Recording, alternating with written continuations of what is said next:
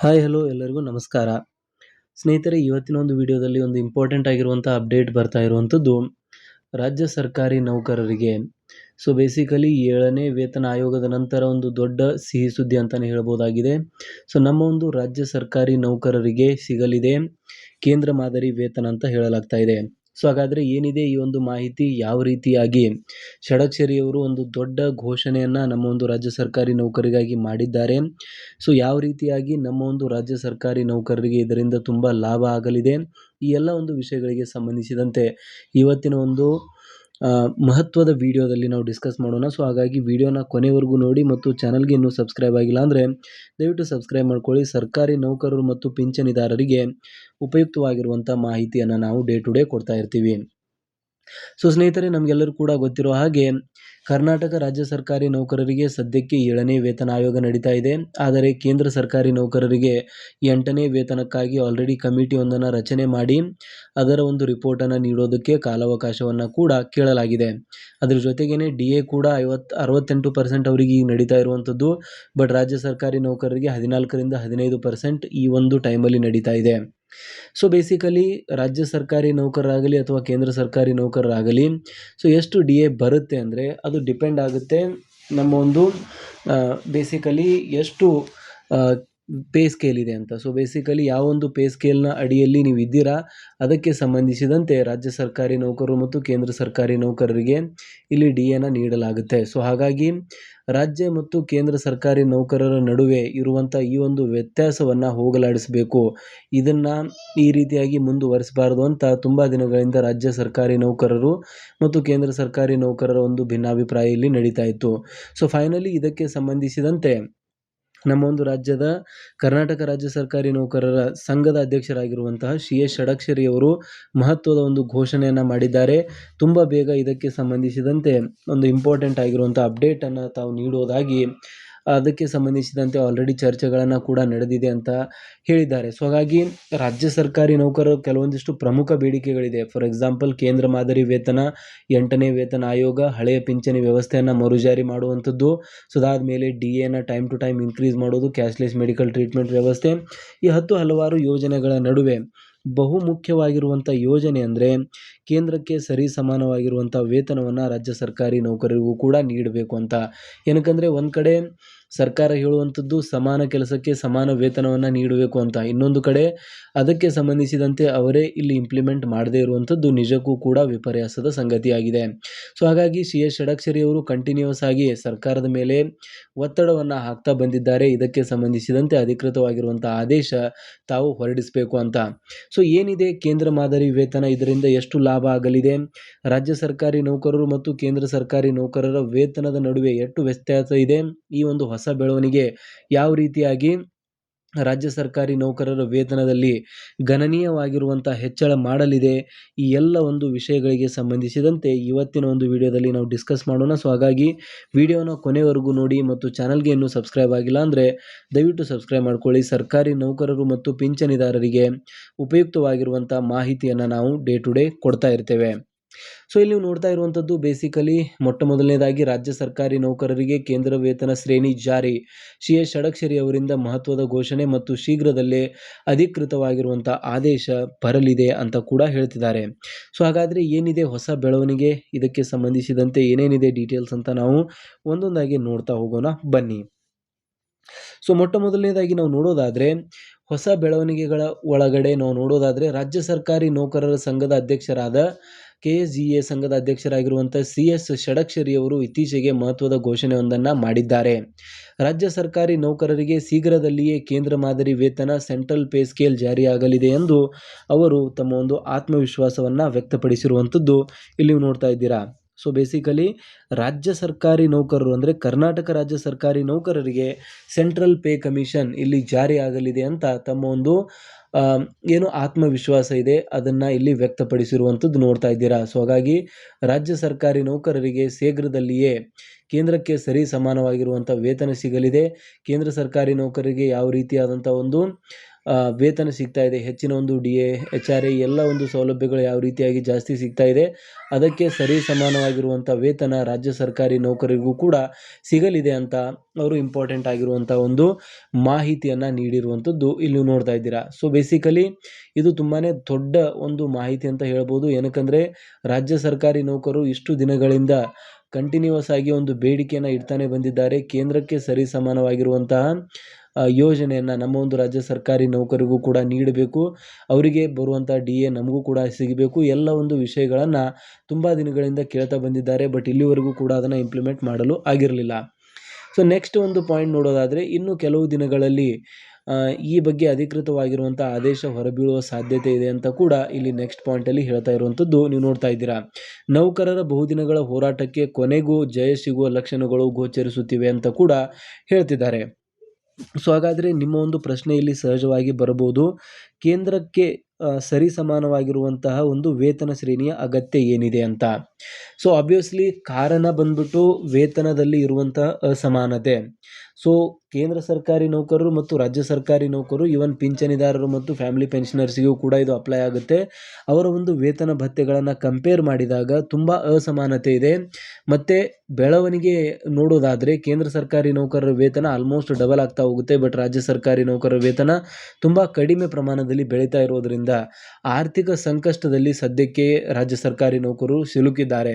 So ಅವರನ್ನು ಆರ್ಥಿಕ ಸಂಕಷ್ಟದಿಂದ ಹೊರಗಡೆ ತೆಗೆಯೋದಕ್ಕಾಗಿ ಸ್ಪೆಷಲಿ ಗ್ರೂಪ್ ಸಿ ಮತ್ತು ಗ್ರೂಪ್ ಡಿ ನೌಕರರಿಗೆ ಇದರಿಂದ ತುಂಬ ತೊಂದರೆ ಆಗ್ತಾ ಇರೋದರಿಂದ ಅದಕ್ಕೆ ಸಂಬಂಧಿಸಿದಂತೆ ಕೇಂದ್ರ ವೇತನ ಜಾರಿ ಆಗಬೇಕು ಅಂತ ತುಂಬ ದಿನಗಳಿಂದ ರಾಜ್ಯ ಸರ್ಕಾರಿ ನೌಕರರು ಹೋರಾಟ ಮಾಡ್ತಿದ್ದಾರೆ.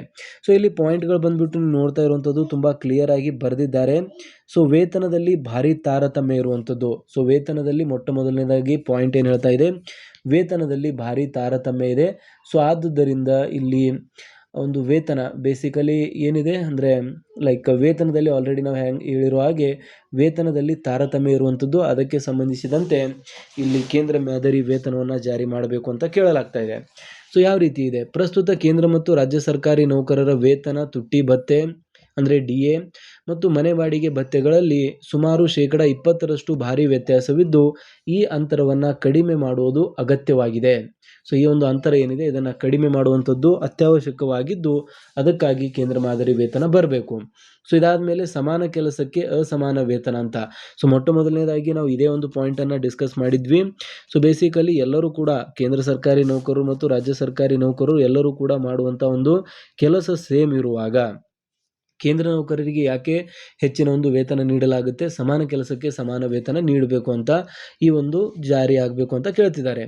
ಒಂದೇ ರೀತಿಯ ಜವಾಬ್ದಾರಿ ಹಾಗೂ ಕೆಲಸ ನಿರ್ವಹಿಸಿದರೂ ರಾಜ್ಯದ ನೌಕರರು ಕೇಂದ್ರ ನೌಕರರುಗಳಿಗಿಂತ ತಿಂಗಳಿಗೆ ಕನಿಷ್ಠ 20,000ರಿಂದ 30,000ವರೆಗೆ ಕಡಿಮೆ ವೇತನವನ್ನು ಪಡಿತಾ ಇರುವಂಥದ್ದು ಕೂಡ ಒಂದು ಕಾರಣವಾಗಿದ್ದು ಕೇಂದ್ರಕ್ಕೆ ಸರಿ ಸಮಾನವಾಗಿರುವಂಥ ವೇತನವನ್ನು ನೀಡಿ ಅಂತ. ಆ್ಯಂಡ್ ಇದರಲ್ಲಿ ನೀವು ಕೇಳ್ಬೋದು, ಹಾಗಾದರೆ ಬೇರೆ ಯಾವ ರಾಜ್ಯಗಳಲ್ಲಿ ನೀಡಿದ್ದಾರೆ, ಈ ರೀತಿಯ ಎಲ್ಲಾದರೂ ಜಾರಿ ಆಗಿದೆ ಅಂತ. ಸೊ ಅದಕ್ಕೂ ಕೂಡ ಎಕ್ಸಾಂಪಲ್ಸ್ಗಳಿದೆ. ಈ ಒಂದು ಸ್ಲೈಡಲ್ಲಿ ನೀವು ನೋಡ್ತಾ ಇರುವಂಥದ್ದು ಇತರೆ ರಾಜ್ಯಗಳಿಗೆ ಒಂದು ಮಾದರಿ. ಸೊ ಬೇಸಿಕಲಿ 24 ರಾಜ್ಯಗಳಲ್ಲಿ ಜಾರಿ ಅಂತ ಕೂಡ ಹೇಳ್ತಿದ್ದಾರೆ. ಸೊ ದೇಶಕ್ಕೆ 24ಕ್ಕೂ ಹೆಚ್ಚು ರಾಜ್ಯಗಳು ಈಗಾಗಲೇ ತಮ್ಮ ನೌಕರರಿಗೆ ಕೇಂದ್ರ ಮಾದರಿಯ ವೇತನವನ್ನು ಯಶಸ್ವಿಯಾಗಿ ನೀಡುತ್ತಿವೆ ಅಂತ ಕೂಡ ಹೇಳಲಾಗ್ತಾ ಇದೆ. ಬಿಹಾರದಂಥ ರಾಜ್ಯಗಳಲ್ಲಿಯೂ ಕೂಡ ಲಭ್ಯ ಅಂತ ಹೇಳ್ತಿದ್ದಾರೆ.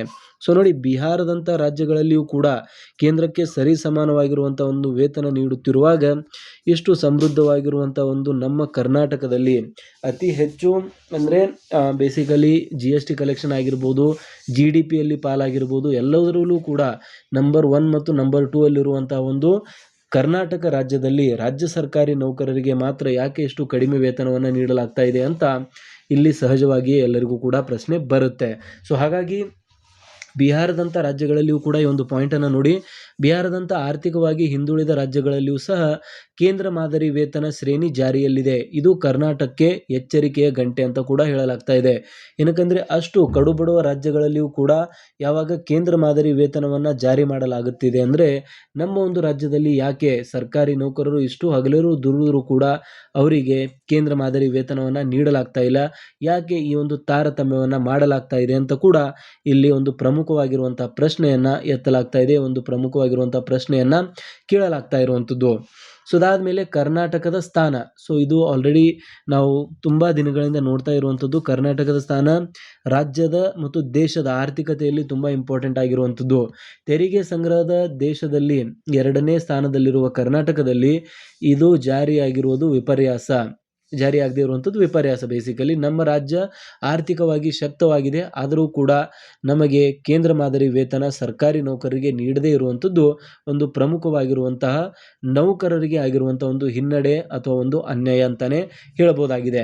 ಸೊ ಇತರೆ ರಾಜ್ಯಗಳಲ್ಲಿ ನೀವು ನೋಡಿರುವಂಥದ್ದು 24 ರಾಜ್ಯಗಳಲ್ಲಿ ಜಾರಿ ಮಾಡಲಾಗಿದೆ. ಬಿಹಾರದಂಥ ಕಡುಬಡವ ರಾಜ್ಯಗಳಲ್ಲಿಯೂ ಕೂಡ ಇದನ್ನು ಜಾರಿ ಮಾಡಲಾಗಿದ್ದು, ನಮ್ಮ ರಾಜ್ಯ ಆರ್ಥಿಕವಾಗಿ 2ನೇ ಸ್ಥಾನದಲ್ಲಿದ್ದರೂ ಕೂಡ ನಮ್ಮ ರಾಜ್ಯದಲ್ಲಿ ಇಂಪ್ಲಿಮೆಂಟ್ ಮಾಡದೇ ಇರುವಂಥದ್ದು ನಿಜಕ್ಕೂ ಕೂಡ ವಿಪರ್ಯಾಸದ ಒಂದು ಸಂಗತಿಯಾಗಿದೆ. ಸೊ ಇದಾದ ಮೇಲೆ ಅಕಸ್ಮಾತ್ ಈ ಒಂದು ಹೇಳಿಕೆಯಂತೆ ಅಂದರೆ ಸಿ ಎಸ್ ಷಡಕ್ಷರಿಯವರು ಲಾಸ್ಟ್ ಒಂದು ಕೆಲವೊಂದಿಷ್ಟು ಸಮಾರಂಭಗಳಲ್ಲಿ ಆಲ್ರೆಡಿ ಹೇಳಿಕೆಯನ್ನು ಕೊಟ್ಟಿದ್ದಾರೆ. ಅದಕ್ಕೆ ಸಂಬಂಧಿಸಿದಂತೆ ಚರ್ಚೆ ನಡೀತಾ ಇದೆ, ಸರ್ಕಾರ ಜೊತೆ ಮಾತುಕತೆ ನಡೀತಾ ಇದೆ ಅಂತ ಕೂಡ ಹೇಳಿದ್ದಾರೆ. ಹಾಗಾದರೆ ಈ ಒಂದು ಕೇಂದ್ರ ಮಾದರಿ ವೇತನ ಅನ್ನೋದು ಜಾರಿ ಆದರೆ ನಮ್ಮ ರಾಜ್ಯ ಸರ್ಕಾರಿ ನೌಕರರಿಗೆ ಯಾವ ರೀತಿಯಾದಂಥ ಲಾಭಗಳು ಆಗಲಿದೆ ಅಂತ ಈ ಒಂದು ಸ್ಲೈಡಲ್ಲಿ ನಾವು ನೋಡೋಣ. ಸೊ ಮೊಟ್ಟ ಮೊದಲನೇದಾಗಿ ಏನಾಗುತ್ತೆ ಅಂದರೆ ಮೂಲ ವೇತನದಲ್ಲಿ ಭಾರಿ ಏರಿಕೆ ಆಗುವಂಥದ್ದು. ಸೊ ಮೂಲ ವೇತನದಲ್ಲಿ ಗಣನೀಯವಾಗಿರುವಂಥ ಏರಿಕೆ ಆಗಲಿದೆ. ಏನಕ್ಕಂದರೆ ಬೇಸಿಕ್ನಲ್ಲಿ ಏರಿಕೆ ಆದಮೇಲೆ ಎಲ್ಲ ಒಂದು ಕಾಂಪೊನೆಂಟ್ಗಳು ಇನ್ಕ್ರೀಸ್ ಆಗುತ್ತೆ. ಸೊ ಮೂಲ ವೇತನದಲ್ಲಿ ಭಾರಿ ಏರಿಕೆ, ಕೇಂದ್ರ ಮಾದರಿ ಅಳವಡಿಸಿಕೊಂಡರೆ ನೌಕರರ ಮೂಲ ವೇತನ ಬೇಸಿಕ್ ಪೇ ಗಣನೀಯವಾಗಿ ಹೆಚ್ಚಳ ಆಗಲಿದೆ ಅಂತ ಮೊಟ್ಟ ಮೊದಲನೇ ಪಾಯಿಂಟ್ ಹೇಳುತ್ತೆ. ಸೊ ಇದಾದಮೇಲೆ 2ನೇ ಪಾಯಿಂಟ್ ಬಂದ್ಬಿಟ್ಟು ಸಾಮಾನ್ಯ ಭತ್ಯೆಗಳು ಕೇಂದ್ರ ನೌಕರರಿಗೆ ಸಮನಾದ ತುಟ್ಟಿ ಭತ್ಯೆ, ಮನೆ ಬಾಡಿಗೆ ಭತ್ಯೆ ಮತ್ತು ಪ್ರಯಾಣ ಭತ್ಯೆ ಈ ಎಲ್ಲವೂ ಕೂಡ ಲಭ್ಯ ಆಗಲಿದೆ. ಏನಕ್ಕಂದರೆ ನಾವು ಯಾವತ್ತೂ ಕೂಡ ನೋಡಿರ್ತೇವೆ, ಕರ್ನಾಟಕ ರಾಜ್ಯ ಸರ್ಕಾರಿ ನೌಕರರಿಗೆ ಮತ್ತು ಕೇಂದ್ರ ಸರ್ಕಾರಿ ನೌಕರರಿಗೆ ಹೋಲಿಕೆ ಮಾಡಿದ್ರೆ ಕೇಂದ್ರ ಸರ್ಕಾರಿ ನೌಕರರಿಗೆ ಎಲ್ಲ ಒಂದು ಭತ್ಯೆಗಳು ಕೂಡ ಸಾಮಾನ್ಯವಾಗಿ ಹೆಚ್ಚಿಗೆ ಇರುವಂಥದ್ದು. ಸೊ ಆ ಒಂದು ಪಾಯಿಂಟ್ ಕೂಡ ಇವಾಗ ಈಕ್ವಲ್ ಆಗಲಿದೆ ಸೆಂಟ್ರಲ್ ಪೇ ಕಮಿಷನ್ ಬಂದ ಮೇಲೆ. ನಿವೃತ್ತಿ ಸೌಲಭ್ಯಗಳು ಕೂಡ ಹೆಚ್ಚಳ ಆಗಲಿದೆ. ಇದರಿಂದ ಬರೀ ಪ್ರೆಸೆಂಟ್ ಆಗಿ ಕೆಲಸ ಮಾಡುತ್ತಿರುವಂಥ ನೌಕರರಿಗೆ ಮಾತ್ರ ಲಾಭ ಆಗುತ್ತೆ ಅಂತ ಅಂದ್ಕೊಳ್ಬೇಡಿ. ಯಾರು ನಿವೃತ್ತರಾಗಿದ್ದಾರೆ ಅವರಿಗೂ ಕೂಡ ಇದರಿಂದ ಲಾಭ ಆಗಲಿದೆ.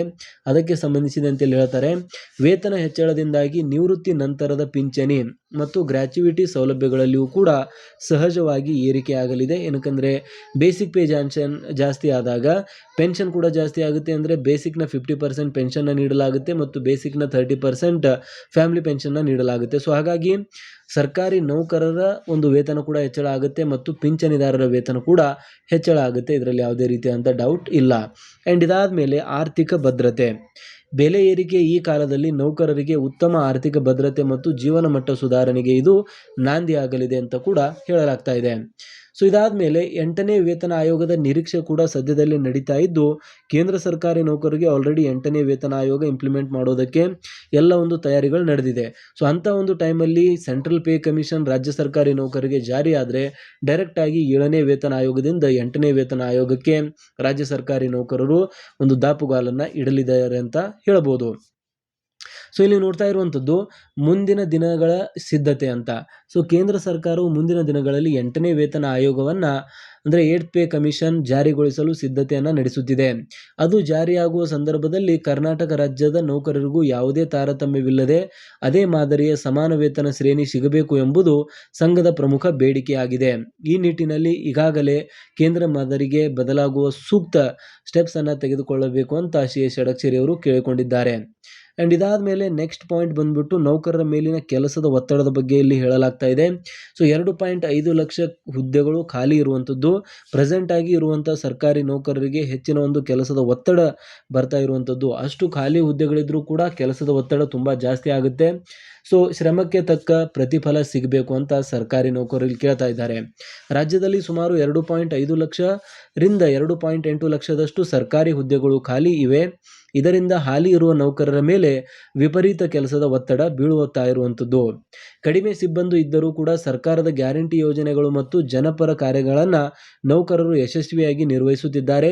ಈ ಅಹರ್ನಿಶರ ಶ್ರಮಕ್ಕೆ ತಕ್ಕ ಪ್ರತಿಫಲವಾಗಿ ಕೇಂದ್ರ ವೇತನ ಜಾರಿ ಆಗಲೇಬೇಕು ಅಂತ ರಾಜ್ಯದ ಒಂದು ನೌಕರರ ಬೇಡಿಕೆಯಾಗಿದೆ. ಸೊ ಇದಾದ ಮೇಲೆ ಸರ್ಕಾರದ ಮೇಲೆ ಆರ್ಥಿಕ ಹೊರೆ ಎಷ್ಟಾಗಬಹುದು ಅಂತ ಅದ್ರ ಬಗ್ಗೆಯೂ ಕೂಡ ಕೆಲವೊಂದಿಷ್ಟು ಕ್ಯಾಲ್ಕುಲೇಷನ್ಸ್ಗಳನ್ನು ಇಲ್ಲಿ ನಾವು ನೋಡೋಣ. ಸೊ ಕೇಂದ್ರ ಮಾದರಿ ವೇತನ ಜಾರಿಗೊಳಿಸುವುದರಿಂದ ಸರ್ಕಾರದ ಬೊಕ್ಕಸದ ಮೇಲೆ ಆರ್ಥಿಕ ಹೊರೆ ಬೀಳಲಿದೆ ಎಂಬುದು ವಾಸ್ತವ.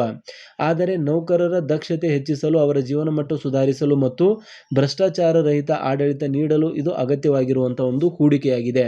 ಏನಕ್ಕಂದರೆ ಸರ್ಕಾರಿ ನೌಕರರ ಒಂದು ಪರಿಸ್ಥಿತಿ ಹದಗೆಟ್ಟಾಗ ಒಂದಿಷ್ಟು ಭ್ರಷ್ಟಾಚಾರಗಳು ಕೂಡ ಜಾಸ್ತಿ ಆಗಿರುವಂಥ ಪ್ರಕರಣಗಳು ನಾವು ನೋಡ್ತಾ ಇದ್ದೇವೆ. ಸೊ ಹಾಗಾಗಿ ಸರ್ಕಾರಿ ನೌಕರರಿಗೆ ಕರೆಕ್ಟ್ ಆಗಿರುವಂಥ ವೇತನ ಶ್ರೇಣಿ ನೀಡಿದ್ರೆ ಒಂದು ಭ್ರಷ್ಟಾಚಾರವು ಕೂಡ ಕಡಿಮೆ ಆಗಲಿದೆ ಅನ್ನೋದು ಕೆಲವೊಂದಿಷ್ಟು ಜನರ ಒಂದು ಪಾಯಿಂಟ್ ಆಗಿದೆ. ಮುಖ್ಯಮಂತ್ರಿಗಳು ಮತ್ತು ಹಣಕಾಸು ಇಲಾಖೆ ಈ ಕುರಿತು ಅಂತಿಮ ಲೆಕ್ಕಾಚಾರ ನಡೆಸುತ್ತಿದ್ದು, ಶೀಘ್ರದಲ್ಲಿಯೇ ಧನಾತ್ಮಕ ನಿರ್ಧಾರ ಹೊರಬರುವಂಥ ಒಂದು ನಿರೀಕ್ಷೆ ಇದೆ ಅಂತ ಕೂಡ ಹೇಳ್ತಾ ಇದ್ದಾರೆ. ಸೊ ಇದು ಆಲ್ರೆಡಿ ನಾವು ಹೇಳಿರೋ ಹಾಗೆ ಮುಖ್ಯಮಂತ್ರಿ ಮತ್ತು ಕೆಲವೊಂದಿಷ್ಟು ಸಚಿವರ ಜೊತೆ ಪ್ರಮುಖವಾಗಿರುವಂಥ ಮೀಟಿಂಗ್ಸ್ಗಳು ನಡೀತಾ ಇದ್ದು, ಮಾತುಕತೆ ನಡೀತಾ ಇದ್ದು, ಇದಕ್ಕೆ ಸಂಬಂಧಿಸಿದಂತೆ ಒಂದು ಗ್ರೀನ್ ಸಿಗ್ನಲ್ ತುಂಬಾ ಬೇಗ ಬರಲಿದೆ ಅಂತ ಕೂಡ ಹೇಳಲಾಗ್ತಾ ಇದೆ. ಸೊ ಇದ್ರ ಜೊತೆಗೇನೆ ಸಂಘದ ಇತರೆ ಪ್ರಮುಖ ಬೇಡಿಕೆಗಳ ಬಗ್ಗೆ ನಾವು ಡಿಸ್ಕಸ್ ಮಾಡೋದಾದರೆ, OPS ಅನ್ನು ಮರುಜಾರಿ ಮಾಡಬೇಕಾಗಿರುವಂಥದ್ದು ಸಂಘದ ಇನ್ನೊಂದು ಬೇಡಿಕೆಯಾಗಿದೆ. ಸೊ OPS ಅನ್ನು ರಾಜ್ಯ ಸರ್ಕಾರ ಮರುಜಾರಿ ಮಾಡಬೇಕು ಅಂತ ಕೂಡ ಸಂಘ ಇಲ್ಲಿ ಕೇಳಿಕೊಳ್ತಾ ಇರುವಂಥದ್ದು. ಇದು ಎರಡನೇ ಒಂದು ಪ್ರಮುಖ ಬೇಡಿಕೆಯಾಗಿದೆ.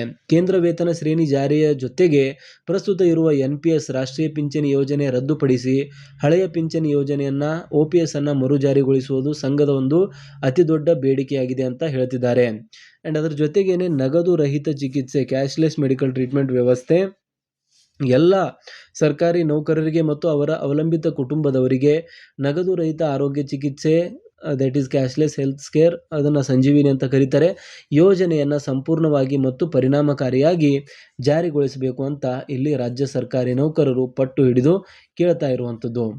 ಸೊ ಇದಾದ ಮೇಲೆ ಮುಕ್ತಾಯ ಮತ್ತು ಮುಂದಿನ ಹೆಜ್ಜೆ ಬಗ್ಗೆ ನಾವು ಬೇಸಿಕಲಿ ಮಾತನಾಡೋದಾದರೆ, ಸೊ ಬೇಸಿಕಲಿ ಇವಾಗ CS ಷಡಕ್ಷರಿ ಅವರ ಭರವಸೆಯಂತೆ ಶೀಘ್ರದಲ್ಲಿಯೇ ಸಿಹಿ ಸುದ್ದಿ ಸಿಗುವ ವಿಶ್ವಾಸದಲ್ಲಿ ರಾಜ್ಯದ ಲಕ್ಷಾಂತರ ನೌಕರರಿದ್ದಾರೆ. ಸರ್ಕಾರದ ಅಧಿಕೃತ ಆದೇಶಕ್ಕಾಗಿ ಎಲ್ಲರೂ ಕೂಡ ಕಾತರದಿಂದ ಕಾಯುತ್ತಿದ್ದಾರೆ. ನಿರಂತರ ಹೋರಾಟ ಮತ್ತು ಮಾತುಕತೆಗಳ ಫಲವಾಗಿ ಈ ಐತಿಹಾಸಿಕ ನಿರ್ಧಾರ ಹೊರಬೀಳುವ ಸಾಧ್ಯತೆ ದಟ್ಟವಾಗಿದೆ ಅಂತ ಕೂಡ ಇಲ್ಲಿ ಹೇಳಲಾಗ್ತಾ ಇದೆ.